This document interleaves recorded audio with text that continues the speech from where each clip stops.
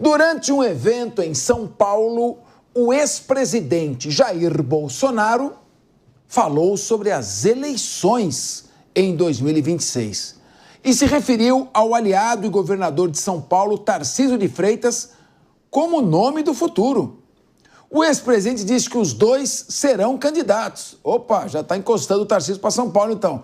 Mas que Tarcísio ficará na reeleição em São Paulo e ele irá para a presidência. Bolsonaro na presidência e Tarcísio no governo. Vamos ouvir o que disse Jair Bolsonaro. E foi uma surpresa fantástica para todos nós aqui no Brasil. Demonstrou também, por intermédio dele, que um presidente com bons ministros, mesmo antes de crise, como a guerra lá fora, a pandemia, o Brasil tem como ir para frente. Então, tenho muito a agradecer ao Tarcísio, tudo que ele fez enquanto ministro. E, obviamente, a vinda dele para cá é uma coisa, com todo respeito, Tarcísio, para ninguém acreditava. Que ele é um carioca, torcedor do Flamengo. Ainda bem. E veio para cá e conseguiu vencer as eleições. É um brilhante gestor. E no mais ali, é uma grande promessa para o futuro. Nós dois seremos candidatos. Nós dois. Ele venha para a reeleição, eu venho presidente. Muito bem, olha lá. E caso o movimento de Tarcísio seja contrário ao desejo de Bolsonaro e ele resolva ele mesmo tentar a presidência, o atual prefeito de São Paulo, Ricardo Nunes, já está se movimentando e trabalha com a possibilidade de lançar como governador do estado. A informação é do jornal Folha de São Paulo. Segundo a reportagem, Nunes já falou sobre o assunto com secretários, vereadores e dirigentes partidários. Caso isso aconteça, o prefeito teria que renunciar à prefeitura após pouco mais de um ano de mandato. Raquel, quando a Folha começa a lançar, antes da hora, candidato ao governo de São Paulo, você sabe que minha mulher me falou, devia ter saído agora essa matéria. Então sempre tem esse problema, não sei se está lançando cedo demais. Mas eu queria ouvir você em primeiro lugar, será que existe a possibilidade de Jair Bolsonaro ser anistiado ou não ser declarado inelegível? Ele já foi, mas talvez revertendo a decisão, e sair candidato a presidente em 2026? Ou você acha que Tarcísio é o candidato mais forte para disputar, representando o segmento da direita e centro-direita? Nós estamos falando em aproximadamente um ano. 2026, porém, não é um ano inteiro, abril de 2026. Então, claro que o que tudo constrói não é para uma reversão tão rápida em relação à inelegibilidade. Quando falamos da construção governo, candidato a governo e candidato à presidência, claro que essas construções no campo da direita, elas estão embaralhadas. E as cartas, nós sabemos como são jogadas. As cartas são jogadas justamente para mensurar, para medição do termômetro popular, para ver se existe uma aceitação e qual é justamente a rejeição. O que a gente percebe é que no contexto nacional, o Tarcísio, ele é uma unanimidade em aceitação tanto da ala da direita como da esquerda. Então, o Tarcísio, cada vez mais ele vem se solidificando. E é interessante, né? Que ele nega a todo custo, ele nega qualquer ensaio ou possibilidade. Este desenho me parece muito mais plausível do que qualquer outra fumaça sendo emanada pela imprensa. Agora, o Túlio Nassa, o Tarcísio tem uma reeleição praticamente garantida no estado de São Paulo. O interior, o agro é muito forte, a mentalidade do eleitor paulista é de um governo menos intervencionista, um governo mais regulatório que deixe, porque o paulista é empreendedor. Já, se você vai olhar o contexto nacional, em muitos estados é uma visão, até por necessidade, mais assistencialista. Será que é bom negócio para o Tarcísio lançar-se candidato a presidente ou, quando o cavalo passa selado, é melhor montar?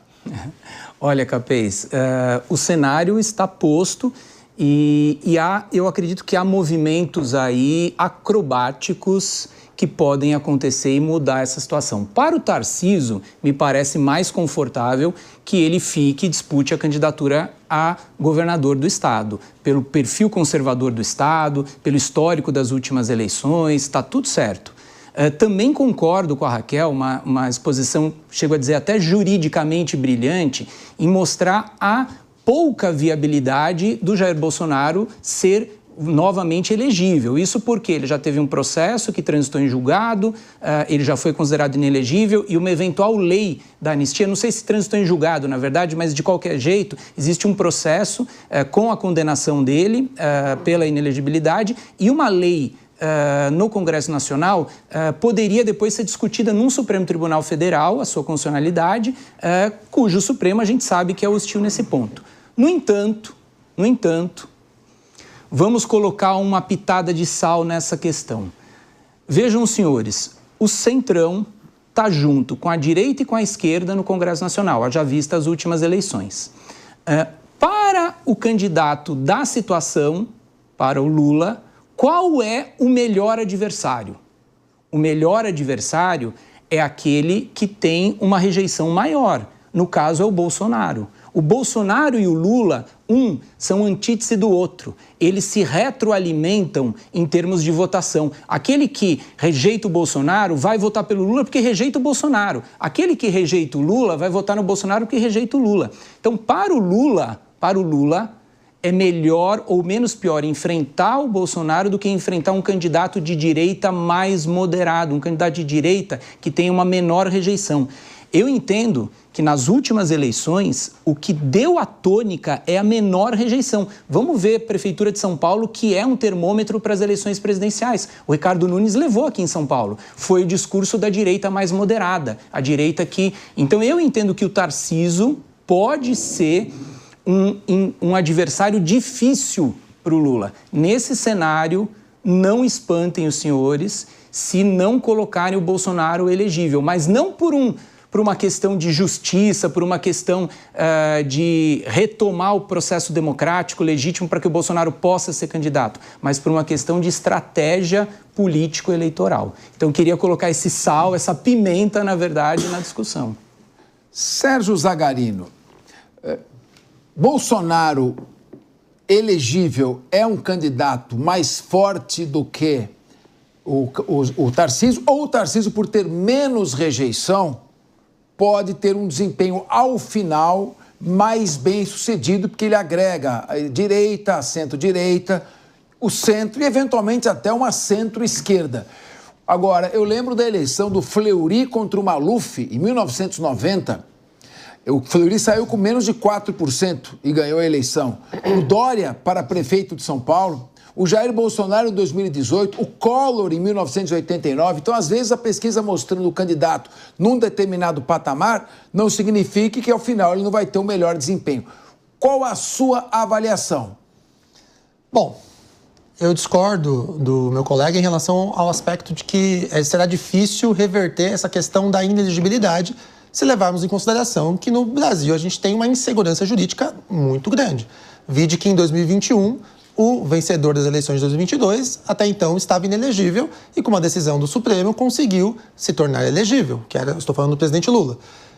E não seria difícil de acreditar também numa possibilidade do STF também reverter uma decisão no que tange a questão da inelegibilidade de Jair Bolsonaro hoje, lá no plenário do Supremo. Isso é completamente possível porque estamos falando de Brasil. Até pelo fato de que, pergunto a todos vocês que estão nos assistindo, que crime que Jair Bolsonaro cometeu para tornar inelegível? Ele fala isso, eu estou replicando as palavras dele em entrevista. Ele fala nas entrevistas, daquele jeitão dele, que crime que eu cometi? Conversei com os embaixadores. E é verdade, ele fala daquele jeito grosso dele, mas é verdade. Você vai tirar de um processo democrático um brasileiro que hoje é a maior liderança de inúmeros, de milhões de pessoas para disputar uma eleição. Isso não é democracia. Então, assim, eu acredito que Bolsonaro é o maior líder da direita. Hoje, Bolsonaro decide quem vai ser o responsável para disputar a reeleição de Lula. Hoje o país está dividido. Você tem vários nomes. Caiado, você tem o Zema, você tem o nome do Tarcísio. ótimos nomes, excelentes governadores, fizeram bons desempenhos, tiveram bons desempenhos, excelentes trabalhos, mas não são Bolsonaro. Bolsonaro hoje é ele que agrega todo esse valor, todo esse sentimento do brasileiro de que a política é complicada. Vide tudo o que vem acontecendo agora com o próprio Bolsonaro.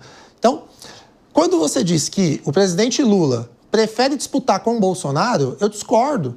Porque o Bolsonaro hoje, de acordo com as pesquisas, é o único capaz de vencer o Lula. Por mais que a rejeição do Lula esteja aumentando, por mais que a economia esteja um caos, ainda assim as pesquisas indicam que o único que é capaz hoje de vencer Lula é Bolsonaro. E aí você entende que, olha, então eu quero disputar com o Bolsonaro porque ele também tem uma rejeição? É muito difícil. Eu acredito que esse cenário ainda tem muita água para passar embaixo da ponte, mas hoje eu ainda acredito na participação de Bolsonaro como candidato e também não acredito que Tarcísio vai querer sentar nesse cavalo selado, porque é muito mais simples e cômodo fazer a manutenção do estado de São Paulo, que é tão importante para o país. Bom, olha, meu amigo Sérgio Zagueiro, uma coisa é o Bolsonaro achar que não cometeu crime nenhum, que não fez nada. Outra coisa é o Supremo Tribunal Federal concordar, porque parece que há um clima, no mínimo, de animosidade declarada. A moça que pintou a estátua da Justiça de batom também acha que não cometeu nada. Então é preciso que o Poder Judiciário reconheça ou concorde com as teses que estão sendo aventadas pela defesa.